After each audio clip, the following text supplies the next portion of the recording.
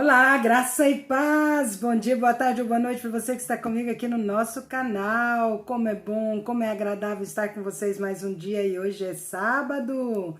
Nós estamos encerrando a semana hoje, mas começando um novo mês. E que esse mês seja repleto das bênçãos de Deus.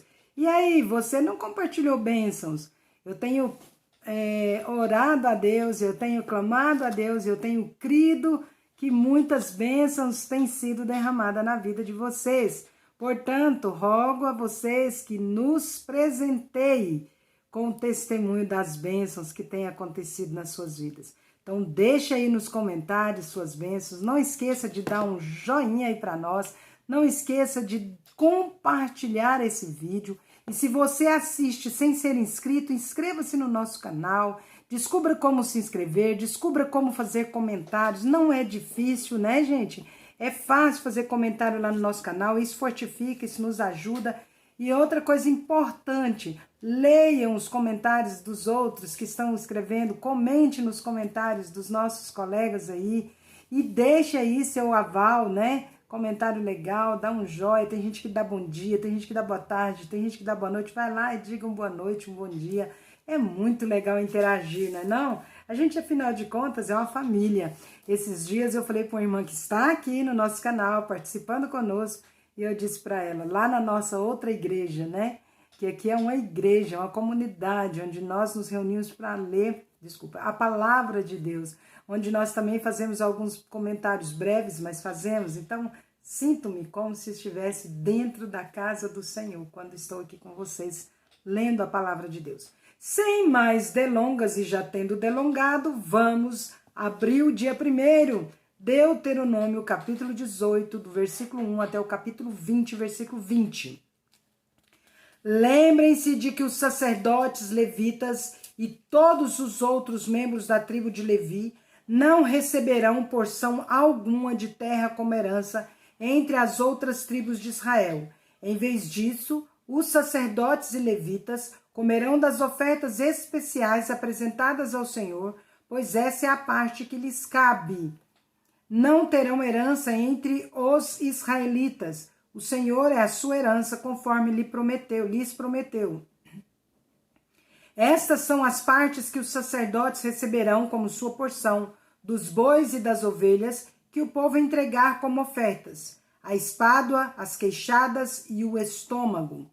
Deem também aos sacerdotes a primeira porção dos cereais, do vinho novo, do azeite e da lã na época da tosquia, pois o Senhor seu Deus escolheu a tribo de Levi, dentre todas as suas tribos, para servir em nome do Senhor para sempre. Me ajeitando. Se um levita decidir sair de sua cidade em Israel, seja ela qual for, e mudar-se para o lugar que o Senhor escolher, ele servirá ali em nome do Senhor seu Deus, da mesma forma que todos os seus companheiros levitas que servem o Senhor naquele lugar. Comerá sua porção dos sacrifícios e ofertas, mesmo que também receba sustento de sua família. Quando vocês entrarem na terra que o Senhor seu Deus lhes dá, tenham muito cuidado para não imitarem os costumes detestáveis das nações que vivem ali. Jamais deverá haver entre vocês alguém que queime seu filho ou sua filha como sacrifício. Não permitam que alguém do povo pratique adivinhação, use encantamentos, interprete agouros, envolva-se com bruxarias, lance feitiços, atue como médium ou praticante do ocultismo, ou consulte os espíritos dos mortos. Quem pratica tais coisas é detestável ao Senhor. É justamente porque as outras nações praticam estas coisas detestáveis que o Senhor seu Deus as expulsará de diante de vocês. Sejam inculpáveis perante o Senhor seu Deus. As nações cujas terras vocês estão prestes a conquistar consultam feiticeiros e adivinhos, mas o Senhor seu Deus os proíbe de fazerem essas coisas. O Senhor seu Deus levantará um profeta como eu do meio de seus irmãos israelitas. Deem ouvidos a ele, pois foi isso que vocês pediram ao Senhor seu Deus, quando estavam reunidos ao pé do Monte Sinai. Disseram: não iremos mais ouvir a voz do Senhor nosso Deus, nem ver esse fogo ardente, pois morreríamos. Então o Senhor me disse: eles estão certos. Levantarei um profeta como você do meio de seus irmãos israelitas e porei minhas palavras na sua boca, e ele dirá ao povo tudo o que eu lhe ordenar. Eu mesmo pedirei contas de qualquer um que não ouvir as mensagens que o profeta proclamar em meu nome. Mas o profeta que tiver a presunção de falar em meu nome algo que não lhe ordenei, ou que falar em nome de outros deuses, será morto. Talvez vocês se perguntem: como saberemos se um profeta vem do Senhor ou não? Se o profeta falar em nome do Senhor, mas suas previsões não acontecerem, nem se cumprirem, vocês saberão que a mensagem dele não vem do Senhor. Esse profeta presumiu arrogantemente que falava em meu nome, e vocês não precisam temê-lo. Quando o Senhor, seu Deus, destruir as nações cujo território ele lhes dá, vocês tomarão posse da terra e se estabelecerão nas cidades e casas que elas construíram. Em seguida, separarão 3 cidades de refúgio na terra que o Senhor, seu Deus, lhes dá. Preparem estradas e dividam entre 3 regiões a terra que o Senhor, seu Deus, lhes dá como propriedade, com uma dessas cidades em cada região. Quem tiver matado alguém poderá fugir para uma dessas cidades de refúgio e ficar a salvo. Isso se aplica a alguém que, sem intenção e sem mostrar hostilidade anterior, matar outra pessoa. Ele poderá fugir para uma dessas cidades de refúgio e viver em segurança. Se acontecer, por exemplo, de alguém ir com um vizinho cortar lenha no bosque e quando um deles levantar o machado para cortar uma árvore, o ferro do machado escapar do cabo, atingir a outra pessoa e causar sua morte, o homicida poderá fugir para uma dessas cidades de refúgio a fim de salvar a vida. Se, contudo, a distância até a cidade de refúgio for muito grande e acontecer que irado, o parente encarregado de vingar a morte da vítima, alcance e mate o homicida, o castigo não seria merecido, pois o fugitivo não mostrou hostilidade anterior à vítima. Por isso ordeno que separem 3 cidades de refúgio. Se o Senhor, seu Deus, ampliar seu território conforme jurou a seus antepassados e lhes der toda a terra que lhes prometeu, separem mais 3 cidades de refúgio. Ele lhes dará a terra se vocês cumprirem cuidadosamente todos os mandamentos que hoje lhes dou, se sempre amarem o Senhor seu Deus e andarem em seus caminhos. Com isso, vocês evitarão a morte de inocentes na terra que o Senhor seu Deus lhes dá como herança. Do contrário, seriam culpados pelo sangue de inocentes. Se, contudo, alguém demonstrar hostilidade a seu vizinho, ficar à espreita dele e o atacar e matar, fugindo depois para uma das cidades de refúgio, as autoridades da cidade do homicida enviarão representantes à cidade de refúgio para trazê-lo de volta e entregá-lo ao vingador da vítima, para que ele execute o homicida. Não tenham pena dele. Eliminem de Israel a culpa de matar inocentes. Assim tudo irá bem com vocês. Quando tomarem posse da terra que o Senhor seu Deus lhes dá como herança, jamais roubem terras de outros, mudando de lugar os marcos de divisa que seus antepassados colocaram. Não condenem alguém por um crime ou delito, com base no depoimento de apenas uma testemunha. Os fatos a respeito do caso devem ser confirmados pelo depoimento de 2 ou 3 testemunhas. Se uma testemunha mal intencionada se apresentar e acusar alguém de ter cometido um crime, tanto o acusador como o acusado comparecerão diante do Senhor, apresentando-se aos sacerdotes e juízes que estiverem de serviço na ocasião. Os juízes farão uma investigação cuidadosa do caso. Se a testemunha que fez acusação falsa contra seu irmão israelita, se a testemunha fez acusações falsas contra seu irmão israelita, apliquem-lhe a sentença que ela planejava para a outra pessoa.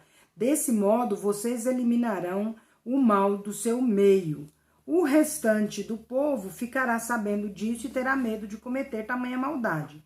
Não tenham pena do culpado. Sua regra deve ser vida por vida, olho por olho, dente por dente, mão por mão, pé por pé. Quando saírem para lutar contra seus inimigos e enfrentarem cavalos e carros e um exército maior do que o seu, não tenham medo. O Senhor, seu Deus, que os tirou da terra do Egito, está com vocês. Quando se prepararem para a batalha, o sacerdote virá à frente e falará aos soldados. Dirá: ouçam, homens de Israel, ao saírem hoje para lutar contra seus inimigos, sejam corajosos, não tenham medo, nem se apavorem, nem tremam diante deles, pois o Senhor, seu Deus, vai com vocês. Ele lutará contra seus inimigos em seu favor e lhes dará vitória. Então os oficiais do exército se dirigirão aos soldados e dirão: alguém aqui acabou de construir uma casa, mas ainda não a dedicou? Se houver alguém nessa situação, vá para casa. Se você morresse na batalha, outra pessoa dedicaria sua casa. Alguém aqui acabou de plantar uma videira, mas ainda não comeu de seus frutos? Se houver alguém nessa situação, vá para casa. Se você morresse na batalha, outra pessoa comeria dos primeiros frutos. Alguém aqui acabou de ficar noivo de uma mulher, mas ainda não se casou? Vá para casa e tome a mulher como esposa. Se você morresse na batalha, outra pessoa a tomaria como esposa. Os oficiais também dirão: alguém aqui está com medo ou angustiado? Se estiver, vá para casa antes que amedronte mais alguém. Quando os oficiais terminarem de falar aos soldados, nomearão comandantes para as tropas. Quando vocês se aproximarem de uma cidade para atacá-la, primeiro proponham paz a seus habitantes. Se eles aceitarem suas condições e abrirem as portas, todo o povo dentro da cidade os servirá com trabalhos forçados. Se eles recusarem a proposta de paz e se prepararem para lutar, cerquem a cidade. Quando o Senhor seu Deus lhes entregar a cidade, matem à espada todos os homens. Contudo, poderão tomar para si as mulheres, as crianças, os animais e tudo que acharem na cidade. Poderão aproveitar todos os despojos dos inimigos que o Senhor seu Deus entregou em suas mãos. Essas instruções se aplicam somente às cidades muito distantes, e não às cidades dos povos que vivem na terra em que vocês entrarão. Nessas cidades que o Senhor lhes dá como herança, destruam todo ser vivo. Destruam completamente os hititas, os amorreus, os cananeus, os ferezeus, os heveus e os jebuseus, conforme o Senhor seu Deus lhes ordenou. Isso evitará que os povos da terra os ensinem a imitar os atos detestáveis que eles praticam quando adoram seus deuses, coisas que fariam vocês pecarem contra o Senhor seu Deus. Quando cercarem uma cidade e a guerra se prolongar, não cortem as árvores com machados, comam dos frutos, mas não cortem as árvores. Acaso as árvores são inimigos para que vocês as ataquem? Cortem apenas as árvores que vocês sabem que não dão frutos e usem-nas para fazer o equipamento necessário no cerco à cidade inimiga até que ela caia. Lucas 9, de 28 a 50. Cerca de 8 dias depois, Jesus levou consigo Pedro, João e Tiago a um monte para orar. Enquanto ele orava, a aparência de seu rosto foi transformada e suas roupas se tornaram brancas e resplandecentes. De repente, Moisés e Elias apareceram e começaram a falar com Jesus. Tinham um aspecto glorioso e falavam sobre a partida de Jesus que estava para se cumprir em Jerusalém. Pedro e os outros lutavam contra o sono, mas acabaram despertando e viram a glória de Jesus e os 2 homens que estavam com ele. Quando Moisés e Elias iam se retirando, Pedro, sem saber o que dizia, falou: Mestre, é maravilhoso estarmos aqui. Vamos fazer 3 tendas, uma será sua, uma de Moisés e outra de Elias. Enquanto ele ainda falava, uma nuvem surgiu e os envolveu, enchendo-os de medo. Então uma voz que vinha da nuvem disse: Este é meu filho, meu escolhido, ouçam-no.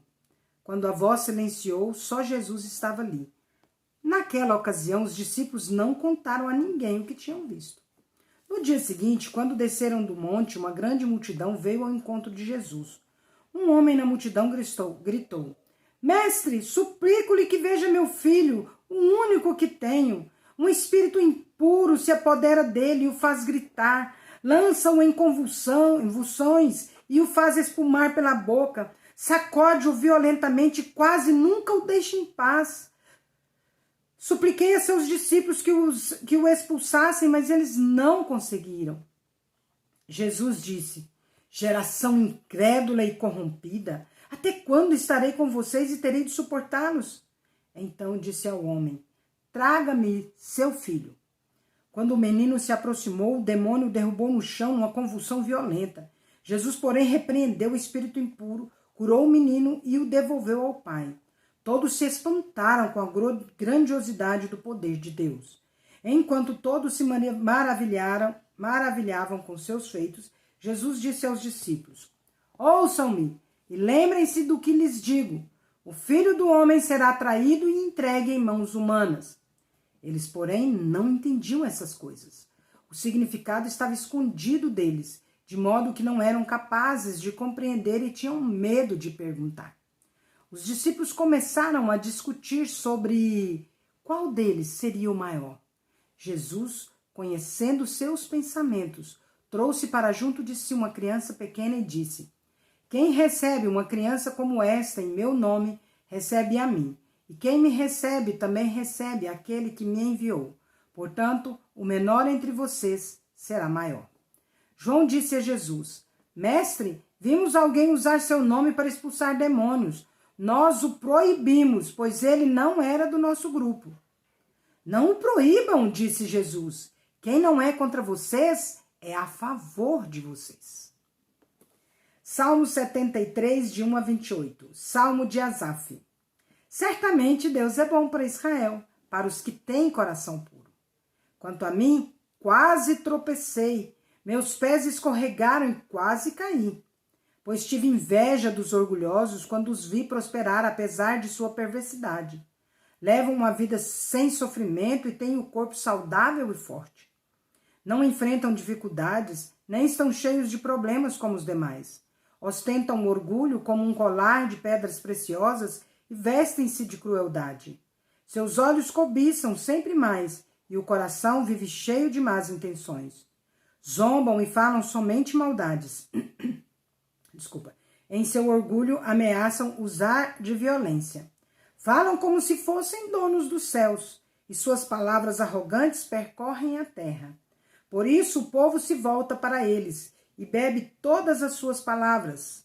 O que Deus sabe? Perguntam. Acaso o Altíssimo tem conhecimento disso? Vejam como os perversos desfrutam uma vida tranquila enquanto suas riquezas se multiplicam. Foi à toa que mantive o coração puro? Foi em vão que agi de modo íntegro? O dia todo só enfrento problemas, cada manhã sou castigado. Se eu tivesse falado como eles, teria traído o teu povo. Tentei compreender por que prosperam, que terra difícil. Então, entrei em teu santuário, ó Deus, e por fim entendi o destino deles. Tu os puseste num caminho escorregadio, e os fizeste cair do precipício para a destruição. São destruídos de repente, completamente tomados de pavor. Quando te levantares, ó Senhor, rirás das ideias todas deles, como quem ri de um sonho pela manhã. Percebi então que meu coração se amargurou e que eu estava despedaçado por dentro. Fui tolo e ignorante. A teus olhos devo ter parecido um animal irracional. E, no entanto, ainda pertenço a ti. Tu seguras minha mão direita. Tu me guias com teu conselho e me conduzes a um destino glorioso. Quem mais eu tenho no céu senão a ti? Eu te desejo mais que a qualquer coisa na terra. Minha saúde pode acabar e meu espírito fraquejar, mas Deus continua sendo a força do meu coração. Ele é a minha possessão para sempre. Os que te abandonam perecerão, pois destróis os que de ti se afastam. Quanto a mim, como é bom estar perto de Deus. Fiz do Senhor soberano meu refúgio e anunciarei a todos as tuas maravilhas. Que bênção, né? Provérbios 12, 10. O justo cuida de seus animais, mas os perversos são sempre cruéis. E você cuida dos seus animais? Eu cuido. Tenho 3 cachorros, amo eles. É isso aí, gente. Vamos que vamos. Amanhã tem mais, se Deus assim permitir. Não é verdade? Finalmente, irmãos, tudo que é verdadeiro, tudo que é respeitável, tudo que é justo, tudo que é puro, tudo que é amável, tudo que é de boa fama, se alguma virtude há e se algum louvor existe, seja isso que ocupe o vosso pensamento em nome de Jesus. Amém? Deus é justo e bom. Vamos?